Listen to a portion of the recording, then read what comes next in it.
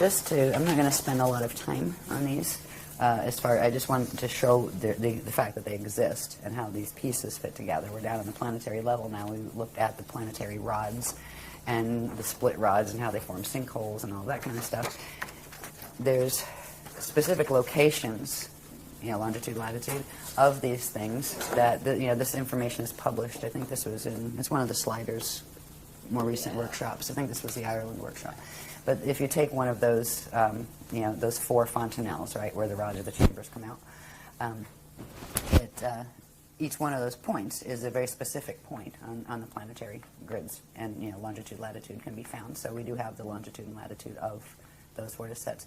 What they do is through the planet they actually come together, right? So you'd have this vortex on this side and the other one on this side, and when they make them spin, there's supposed to be a natural spin to them, but when they make them spin and they send them in the same spin set, and then send the other set of them into the opposite spin, they can actually crack the plates at the equator and shift wherever they want. They can turn one up this way and the other that way, and they can literally rearrange the plate structure, and they've done that before in small ways. What they were planning to do in 2012 was the final one, and it would have ended up in the one extinction that did take out the humans this time. They took us out twice before. This is the 3rd seeding and the last one here. But there were 2 other seedings of the angelic humans here that there were remnant taken off, and frequently in ships. They got some of us out through gates, but there was also some ship pickups because it was fast, and you had to get them out fast before they weren't going to get out. So it's another one of those dramas. They didn't use the rods in either of those extinctions. A little bit in the first one, the 5.5 million years ago. They call it the wall in time. They used them, but they had tried to decimate the humans first, and whatever was left was taken off planet before they moved the rods at that period. So what we're dealing with is this amazingly huge set of mechanics that is so far beyond what our science can even fathom right now. They don't know what a fontanelle on a planet is. They don't know what a rod is. They're just saying, I think there's something called torsion fields. Yeah, tube torus fields. Right. Yeah, we'll talk about torsion fields in a minute because it's the torsion fields that aren't natural. Merkaba fields are natural. But unnatural Merkaba fields can be generated to create torsion fields, which are external vortex sets that can harness things and move things, and that is what is part of the Atlantean Death Star Merkaba structure. So when we talk about the rods and how they work as vortex sets, we also talked about briefly that this one, the one that goes east-west or left-right through the planetary body, is the rod. The other one is called the chamber. It has the front and that goes front to back. And that also comes out. This opens, this natural chamber at certain points opens. The rear part of it is referred to as the Bardo chamber. And at certain points in ascension, a natural process occurs where that Bardo chamber would open that allows for the different things to take place in a being's or a planet's body, that allows it to go into light structure so it can go through gates and go to another space. The chambers are opening on this planet. They have specific locations as well. And again, if you turn this around, if you took this paper and bent it, where you at least have the circular part, you would see that this point and that point are directly, front and back from each other.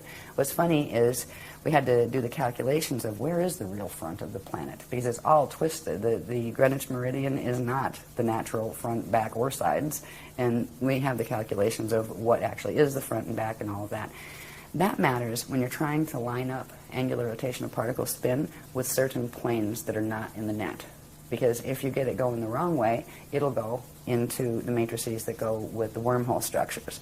So they were teaching us the basics of understanding these things, so we understood what directions our particles needed to learn to spin in. There was a time we were hoping to get some of the planetary grids out of the fall, where literally some of the quantum from here could be shifted, and it would almost look like, it would look like in the other places, in the higher Earth spaces that are also physically manifest, it would look like new islands appearing, the land grids that we could get out.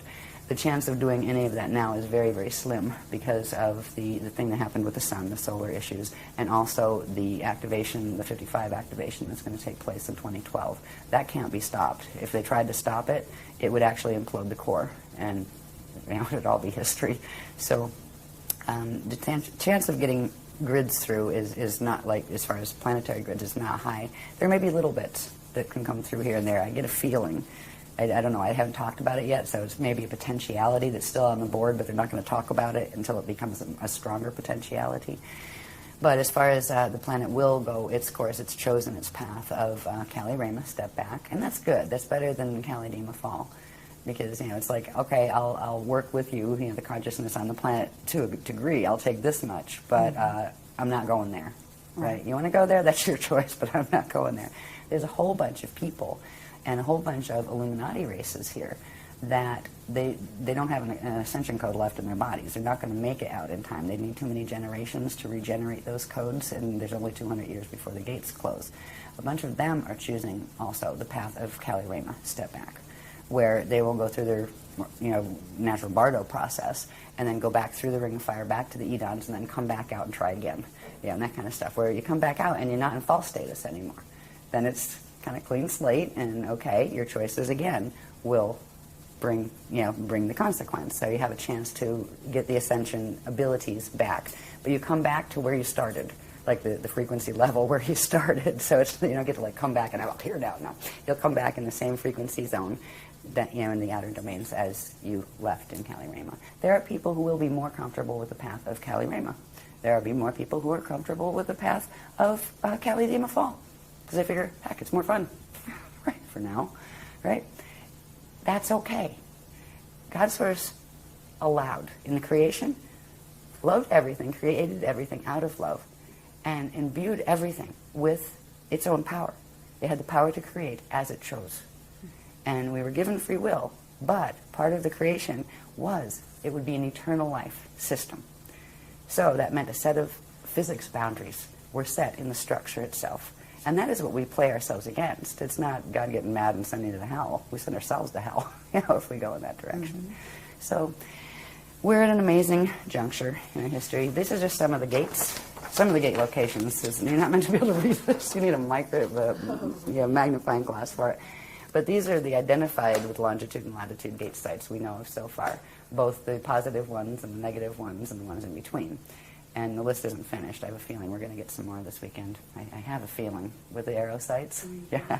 So, but is it possible for you to name some of the major ancient gates that are active or becoming active? Well, one of my favorite is Machu Picchu. Okay. That's magical. There's always a part of that stayed safe, even when it turned messy. We've gone back there 3 times. We've brought groups back 3 times. Let's see. Yeah, that's the only spanner that's been identified. Yeah, they didn't identify any other spanners, did they? No. Yeah, the spanners are those core gates. Yes. Yeah, they've been still on, they will interact through a set of gates that are referred to as the Ark Hub gates, the Ark of the Covenant gates, which are they were an interface system that if a mente fell, they would still hold the passages out. They haven't given the specific locations of the core gates yet, okay, except for one that's referred to as Shalon 7. It's Spanner 7. And that is the one that's, it's actually in Mesa, Arizona, but it connects into Scottsdale and Phoenix. And we used to live out there. They had us secure a spot out there. So it's, okay. Yeah, so that's one. They're all over the place. I'll just read a couple here. There's so many, it's like, whatever. Okay, Bermuda and was there fun. is a Stargate that's, of course, very well known in Iraq, at least one. Yeah. And is that considered to be one of the gates of Amente that was taken over? Let me see. Which one was? I know Iran was. Yeah, which one was Baghdad? I'll just read them. The Amente gates and the ones that fell. You had SG1 through SG12.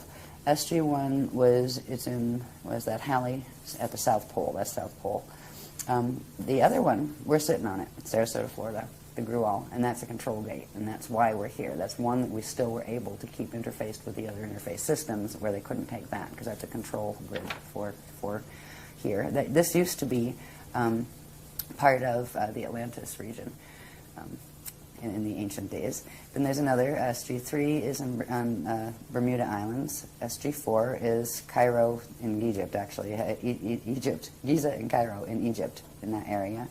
And it actually interfaces to several. It comes in through the the big pyramid, Cheops, but it's also angled through into Cairo and into Saqqara and Philae, I believe, in those areas. So, okay.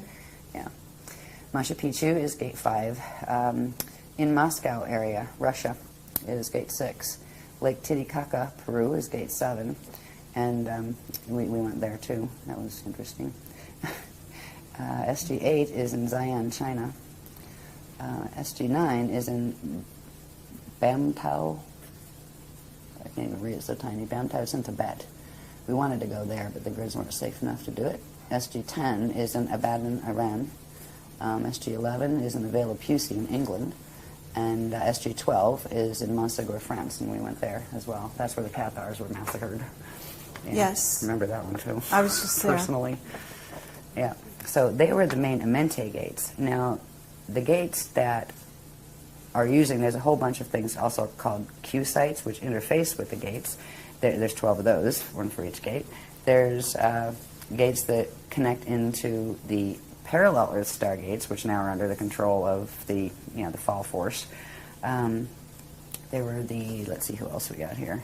The ones we are using now, there's a couple sets that interface they're called the Ark of the Covenant hub gates, or the Ark hub gates, and the Polarian gates, which are a set of Polarian gates that interface through that Aurora time continuum that I was telling you about.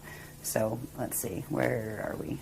Oh yeah, and there's the Trinity gates. They're the ones that actually will step down to a D3, because most gates you need a minimum of a D4, but usually D6, 6-strand activation to take a body fully through. But the Trinity gates were designed to actually, if you had 3rd-strand activation, the 3-dimensional consciousness, you could still go through them and go into safe spaces until you could get up to 6-strand activation so you could finish the process. The Trinities are, this is so tiny, let's see. Trinity 1 is Malibu Beach, California, Malibu. Trinity 2 is Belize City, Belize, in Central America. Trinity 3 is off the southwest coast of Goa, India. 4 is Staten Island, New York City. 5 is southwest of something I can't read, in Tuscany, Italy. 6 is in the Andaman Sea off the coast of Burma. And that had something to do with, a number of years ago, there was a tsunami or earthquake or something out there because they did something to that gate. The other side did. Okay, but these are the Trinity gates, and you're saying they only requires 3-strand Yeah, DNA. but they also require to be plugged into the other ones, the larger gates, the Ark hub gates. But the Trinities are like a step down for beings that won't, if you had to use the gates and you only have 3-strand activation, you'd spontaneously combust your body if you went through, a gate that your DNA is not activated enough to hold the frequency of. Okay. Yeah. And let's see. So, I don't know if the hub gates are on this one. I think they put this together before. Yeah, the hub gates. We have a whole book on the hub gates, actually, a whole, Okay, and the nature of the thing. hub gates is what? Well, they're the Ark hub gates. They run off the Ark of the Covenant portal passage between here and the Andromeda Galaxy. All right, Okay, so they are require secured. 5-strand or 6? What were they? 12? Yeah, their base is 12, and for anybody to get 12-strand activation here, 200 years, not highly likely. That's why the hub gates, certain beings that come in with certain contracts would be able to use them if they were fully activated. But what they're doing with those, if we get those activated on the planet, which they have done, then they can plug them into the spanner gates, which you need 24 strands to be able to pass through alone. But then they're plugging them into the Trinity gates, which steps it all down. So the Trinities would allow passage of someone that has average, DNA activation levels. So there's a whole bunch of, the dynamics are very specific. A lot of when the Zetas were doing abductions, earlier in, a couple of years, 20 years ago, they were trying to figure out exactly how do you calibrate that beam, because they were losing people in flight, right? Oh, let's grab that one. Oops. I mean, seriously, just vaporizing people, because it's all about frequency. It's all about electricity and how much electricity the body can hold. and handle. And what we've been doing for 10 years is progressively building our body's ability to hold higher and higher dimensional frequencies. And now we're bringing in the transharmonic frequencies that come in from the Aurora continuum. So it's really the courses or the techniques that the guardians have been giving us are the fastest way to get your light body, spirit body structure healed and your DNA activated, because they are working with the highest frequencies that are available on the planet. But if you want to do a path of fall or something, it's not going to get you there. Right? You know, if you want to go Metatronic, you don't want to do these techniques. Sure. Yeah, seriously. If you want to go, you know, play in black holes and do a Battlestar Galactica scenario and, like, you know, have soulless robots roaming around or become soulless robots and try that out, well, that game is, yeah, do the Metatronic Merkaba, because that's what it'll get you. But if you really want ascension and find out what try to remember what it's like to live in a free system. This race has been raised, especially the third seeding, under no freedom. This has been a prison planet and a warring planet. It isn't like this everywhere. There are places that just aren't like this. And they're not socialist government and they're not communist. No, they're synocratic, where people just get it and they act pleasant toward each other, and they wouldn't hurt each other, and they wouldn't hurt another being, and they wouldn't hurt the planet, and they make decisions based on that love. There are places, in fact, the majority of the places in the cosmos are like that. We are in an exception system where all sorts of the extremes of free will have been allowed to be tested. But we don't always have to choose to be in that. But once you're in it, you need to finish the cycle and get back out, or you can get ensnared in it. So that's kind of where we are. That's why there's no hostility toward the people that are choosing the other paths. It's usually them being hostile toward us for pointing out the fact that that's what they're doing. It's like, sorry. But anyway. Yeah, right. See, because if they had it their way, they would do all the twisted Merkaba mechanics, have everybody on the planet thinking that was great and doing it, and they're taking the free will away from people to make a conscious choice. We are showing, look, here's this body of information, here's that one. Compare them. See which one makes more sense before you just go jumping into any one of them. We tell people, go read that, go research that, sure, check it out. You know, if you're a little worried that its frequency might bother you, well, like run them a heart seal and, you know, put a protection field around it and then check it out. You know, we don't tell people to avoid things. The other ones are like, oh, don't do that, oh, don't read that stuff, oh, it's bad. It's like, what are you afraid of? Seriously. And that's what it is. Because if you put the two main paradigms on the planet are the one coming through the Tothian stuff, the Paraclete order, that kind of thing. And there are two versions of it. There's the Anunnaki version and the Drac version, but it's really the same occult sciences. And they are teaching the Death Star Merkaba stuff. And then you have our stuff. If you put the two together, we have not withheld anything. We get it. It comes right through. It's given public. There's no quiet inner circle pulling strings. There's no, here, donate this. There's no, here, hand over all your possessions. None of that stuff. You know, and they like to say, oh, you're a cult. Cult, why? Because we're giving power back to people. We're saying, here's what your anatomy looks like. Here's what cosmic structure looks like. Here's how this applies to this. And this is what the geometry should be. This is what they're doing. Just compare them. What makes more sense? If you like that one, go for it. You know? So, Exactly. Anyway.